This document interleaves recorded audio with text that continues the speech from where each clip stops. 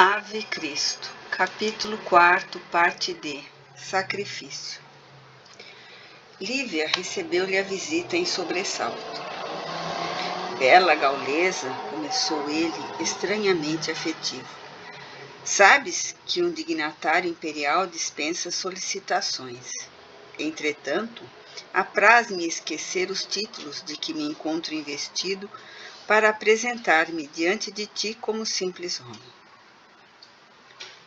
A moça ergueu para ele os olhos súplices que as lágrimas velavam prestes a cair. Valeriano assinalou um sentimento novo no próprio íntimo.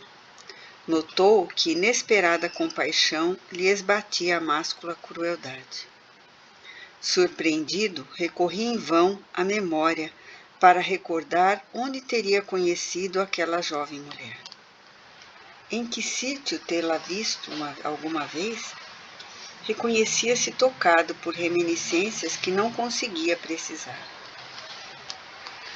Teu nome? Perguntou com uma inflexão de voz que se avizinhava da ternura. Lívia, senhor. Lívia, prosseguiu ele em tom quase familiar.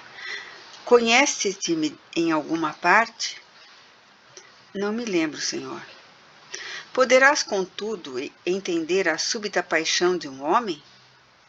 Sabes, acaso, a espécie de sentimento que me inspiras? Estarias disposta a concordar com as minhas propostas de felicidade e carinho?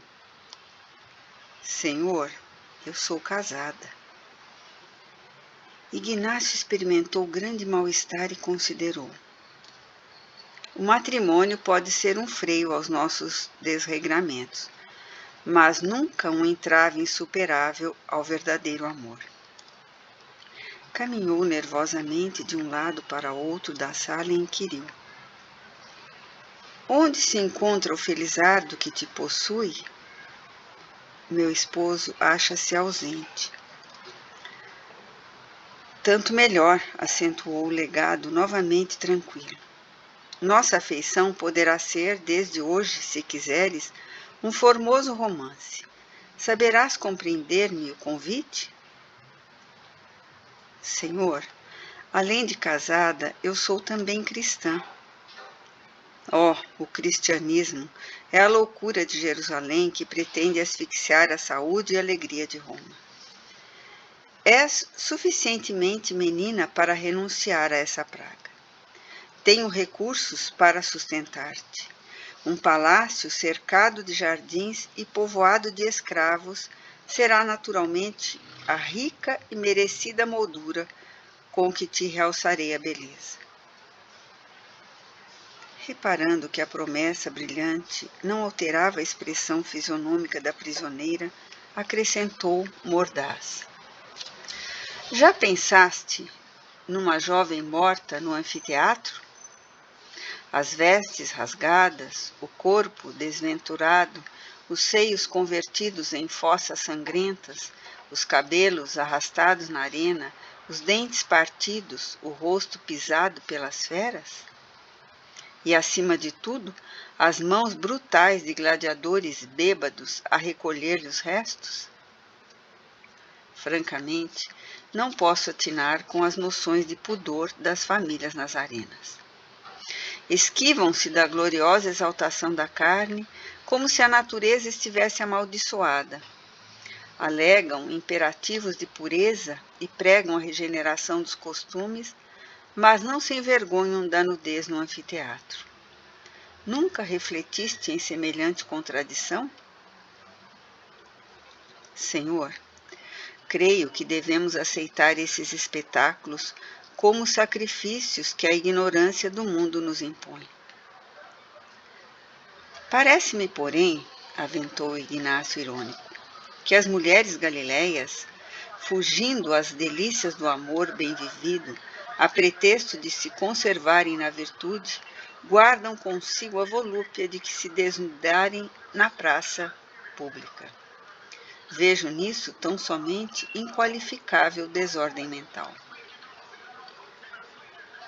Senhor, ponderou Lívia, receosa, mas serena, Não será mais digno expor-se a mulher diante de animais que lhe devoram o corpo, que ofertar-se em banquetes desonrosos à criminalidade dos homens?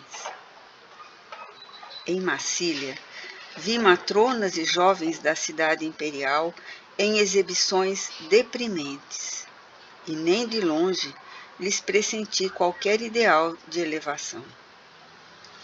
Peço vênia, pois, para discordar do seu ponto de vista. Admito que, em se entregando ao suplício por Jesus, o coração feminino coopera na edificação da nova humanidade. Valeriano sentiu o vigor do argumento com que se via contestado, mas não se deu por vencido.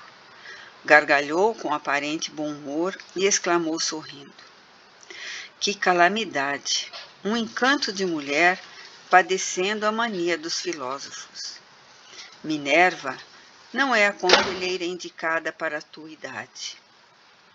Ouve a inspiração de Vênus e compreende minhas palavras com mais clareza.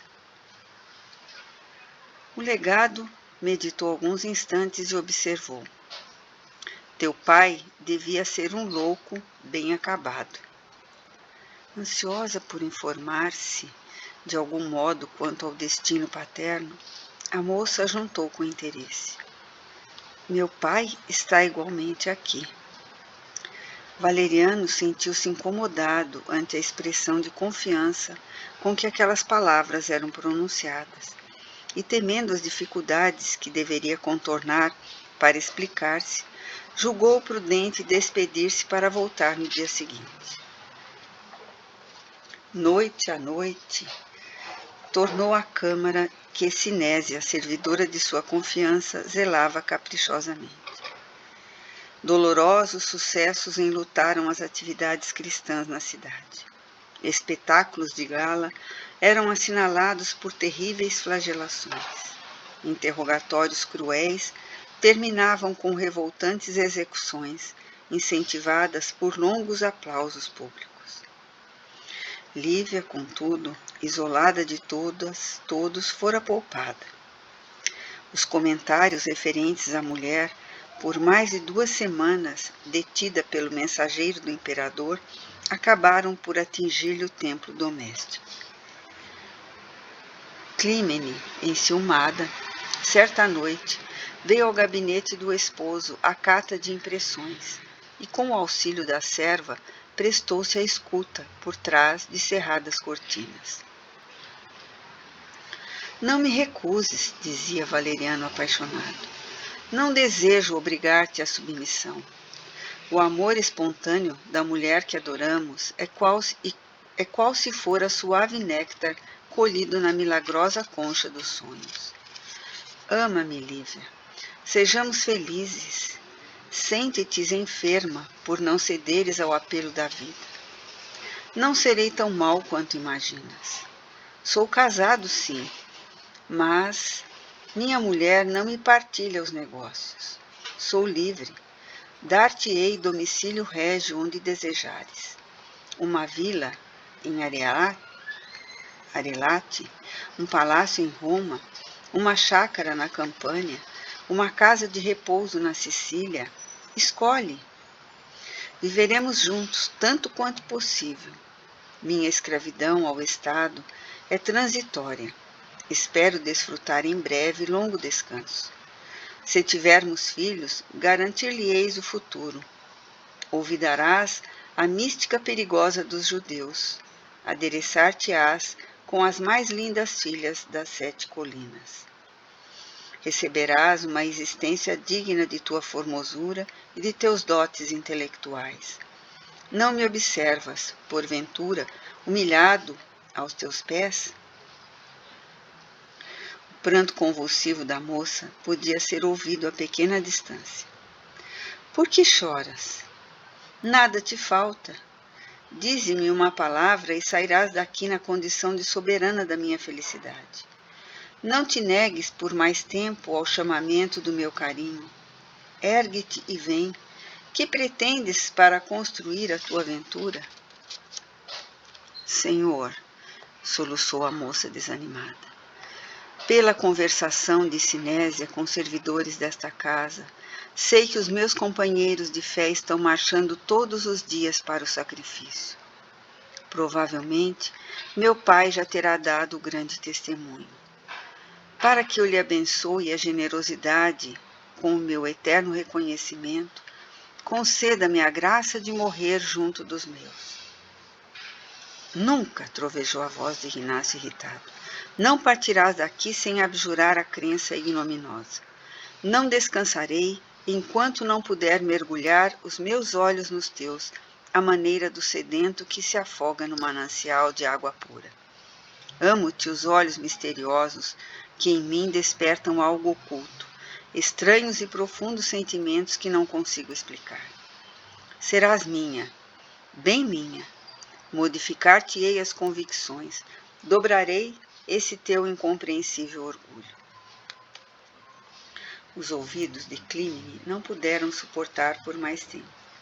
Sufocando as lágrimas que lhe rebentavam do peito, a matrona afastou-se rápida.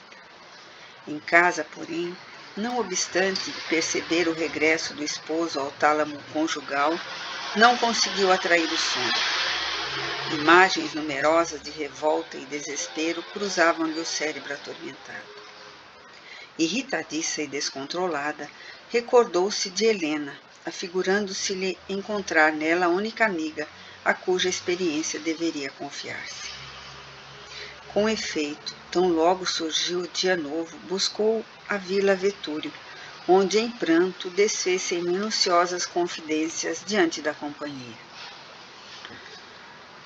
A esposa de Tassiano ouviu atenciosa e observou por fim. Essa mulher é uma intrusa. Conheço-a de nome. Deu-nos imensa preocupação há tempos. Tem a mania de farejar os maridos apreciáveis. Suponho seja nosso dever afastá-la em definitivo. Não poderíamos incluí-la em alguma remessa de escravas destinadas à arena? Não, isso não, objetou Clímene assustada. Valeriano não me perdoaria. Semelhante medida seria perdê-lo para sempre. Não lhe desconheço o temperamento vingativo. Percebi-lhe a desvairada paixão pela detestável plebeia. Declara-se fascinado pelos olhos dela e pretendia até mesmo elevá-la à posição de verdadeira rainha. Ah, ele destacou-lhe os olhos? Indagou Helena com malícia. Sim, sim, assevera que ela é o único amor de sua vida. Não se vexou de reduzir-me à odiosa subalternidade. A filha de Vetúrio, de olhos felinos a reluzirem cruéis, comentou sorridente. Possuímos em Roma desvelada amiga em Sabiniana Pórcia, dedicada à nossa família desde a infância de meu pai. Sabiniana desposou Belisário Dório, que nunca se resignou a possuir uma só mulher. Certa feita em casa, o trêfego marido exaltou para a esposa a beleza dos dentes de Eunice, uma escrava negra, a cujos dotes físicos se afeiçoara ele perdidamente. Nossa amiga ouviu com calma as inflamadas referências e na refeição do dia seguinte apareceu uma salva prateada com a bela dentadura. Se os dentes eram o motivo da paixão, refletiu Sabiniana, com sabedoria poderia servi-los ao companheiro sem mais nem menos. Ruidosa gargalhada, desferida por ela própria, concluiu a narrativa. Ante a amiga espantada, passou a destra pela cabeleira adornada com tenuíssima rede de ouro e declarou: A lembrança de Pórcia propiciou-me excelentes ideias. Pensou e disse: Chamemos Teódulo ao nosso conselho. É a única pessoa capaz de ajudar-nos com a eficiência devida.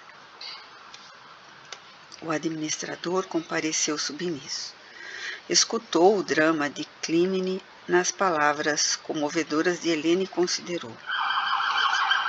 Estou pronto a colaborar. Há mulheres de fatal influência em homens dignos. Essa moça é uma delas. Tem o condão de fazer a infelicidade dos outros. Helena teve o comando da conversação e explicou-se em voz baixa. Possuía em casa uma substância cáustica suscetível de provocar a cegueira irremediável. Ignácio Valeriano apaixonara-se pelos olhos da filha de Basílio. Seria importante, por isso, aniquilar-lhe os órgãos da visão. Para esse fim, Clímene compraria a cumplicidade de Sinésia, que faria a moça dormir em poucos minutos à custa de um narcótico. Logo após, a criada aplicaria uma compressa com a substância corrosiva sobre os olhos de Lívia. A moça despertaria cega, aflita. Sinésia assumiria o papel de benfeitora, reconfortando-a com panaceias adequadas. À noitinha, a própria Clímene visitaria a prisão, conduzindo vestes habituais dela mesma, de modo a disfarçar-se o aspecto da jovem. Demorar-se-ia Clímene no gabinete do marido, enquanto Sinésia trocasse a roupa da prisioneira, conduzindo-a discretamente para fora. Os guardas, naturalmente, tomá-la-iam como sendo a própria Clímene, abraçada à governanta do cárcere, e Teódulo esperaria Lívia a pequena distância, retirando-a para longe de Leão. Desceria com ela para Massília, com a promessa de reencontro com o velho pai e com Tassiano, desterrando-a, por fim, na costa gaulesa. A esposa de Valeriano e o empregado de Opílio ouviam-na, assombrados, admirando a fertilidade daquele cérebro, surpreendentemente na urdidura do mal. O projeto é notável, adiantou Clímene, algo aliviada. Entretanto, a praia não é assim tão longe. Helena designou o companheiro que as ouvia, enigmático, e acentuou. Teódulo poderá conduzi-la para outra banda do mar. E piscando os olhos vivos para ele. Da África, por exemplo, qualquer mulher cega encontraria muita dificuldade para o retorno. E sentenciou sorridente. Não temos tempo a perder. Se essa mulher domina os homens pelos olhos, é justo que os perca. Receio algum deslize na execução do plano, suspirou Clímene hesitante. Se Valeriano descobre, pagarei muito caro. Não vaciles, determinou a companheira autoritária. A dúvida numa realização que nos interessa é sempre um golpe contra nós mesmos. A esposa de Ignácio concordou e obedeceu às ordens que lhe eram ditadas. Helena acompanhou a casa dela. Trazida Sinésia ao lar do representante de Augusto, aceitou de bom grado todas as providências que lhe eram sugeridas, tornando a prisão de posse das instruções e das drogas indicadas. Ministrando a Lívia o hipnótico em água pura, viu-o adormecer facilmente, e enquanto dormia a moça recebeu a compressa fatal. Quando despertou, trazia os olhos ejetados de sangue. Apalpava o leito ansiosa por recuperar a visão, mas debalde. Sinésia, Sinésia! Gritou aterrada. Escutando a voz da governanta que lhe respondia cortês, aconteceu aflita. Anoiteceu assim tão de repente?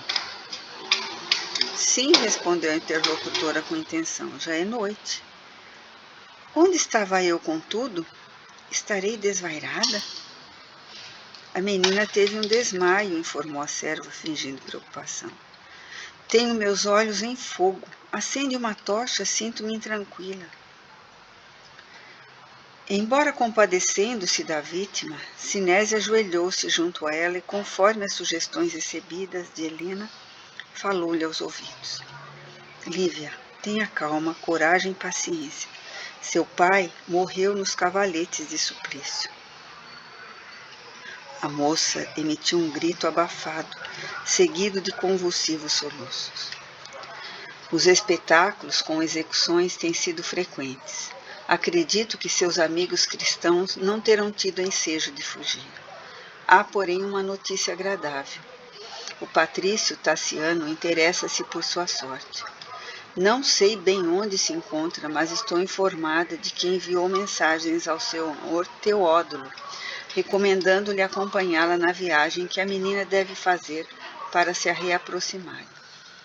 Há quem diga que a pequena Blandina está doente, reclamando cuidados. Intraduzível expressão estampou-se na fisionomia da jovem, cujos olhos mergulhavam agora em espessa noite. Precisamos subtraí-la à crueldade de Valeriano, que se propõe a escravizá-la e possuí-la a qualquer preço. Continuou Sinésia astuta. Em cada noite parece mais louco e provavelmente violentar-lhe-á o sentimento feminino, de vez que vive a embriagar-se antes de vir para o seu quarto. Dói-me o coração vê-la assim exposta aos ataques de um homem despudorado. Combinei, pois, com o senhor Teódulo a sua retirada. Dentro de algumas horas, espero, receber a vestimenta própria para a sua saída sem percalços. Lá fora, o administrador da vila aguardar-nos-á, a fim de acompanhá-la até o seu novo destino. Notando que o silêncio pesava entre ambas, Sinésia indagou. A menina não se encontra, porventura, feliz? Não lhe sorriem ao coração as promessas de vida nova? Lívia, porém, se afundara em amargas reflexões, respondeu triste. Não fosse a morte de meu pai, e sentir-me-ia contente. Além disso, vejo-me enferma e aniquilada. Mas o senhor Teódulo é de parecer que o antigo patrão da vila Vetúrio e a filhinha dele, Blandina, são seus amigos. Sim, bem sei, mas a esposa de Tassiano parece detestar-nos. O senhor Teódulo sabe disso. Estendeu as mãos para a frente como se vagueasse nas sombras e acrescentou. Por que não fazermos alguma luz? Necessitamos da escuridão para libertá-la. A doente aquietou-se, mas, passando a destra pelos olhos empapuçados, exclamou em dolorido desabafo. Ah, Sinésia, és a única pessoa com quem posso conviver nesta reclusão. Sou cristã, enquanto ainda te prendes a culto de antigas divindades, mas, no fundo, ambas somos mulheres com problemas comuns. A morte de meu pai abre-me um vácuo em coisa alguma na terra conseguirá preencher. Estou só no mundo, sozinha. Cedo habituei-me ao caminho de aflição. Nunca me revoltei contra os desígnios do céu, mas agora sinto-me desorientada e infeliz. Que pecado cometi para que Deus me poupasse? Compadece-te da minha sorte, tenho medo de tudo. A inflexão com que aquelas palavras eram pronunciadas tocou a sensibilidade da servidora nas mais recônditas fibras. Profundo remorso feriu-a de chofre. O pranto rompeu-lhe a crosta consciencial. Desejou salvar a moça, recambiá-la para o mundo livre e descerrar-lhe as portas do cárcere para abençoado destino. Mas era tarde. Lívia estava cega. Jamais conseguiria alterar-lhe a situação. Entre o grupo de Valeriano e os amigos de Clímene, permaneceria algemada a perigo iminente. Limitou-se, porém, a chorar conturbada. A jovem escutou-lhe os soluços e confortou-se. Supôs que a governanta sofria por ela, e essa ideia abrandou-lhe a tortura íntima. Não se achava tão só. Alguém lhe entendia os padecimentos morais e partilhava-lhe o fel. À noitinha, Clímene apareceu. Entregou a Sinésia a roupa de seu uso particular. A governanta gaulesa, não obstante o pesado remorso que a espiaçava, reanimou a jovem e ocupou-se de vesti-la com esmero. Daí a instantes, ambas saíram sem qualquer aborrecimento.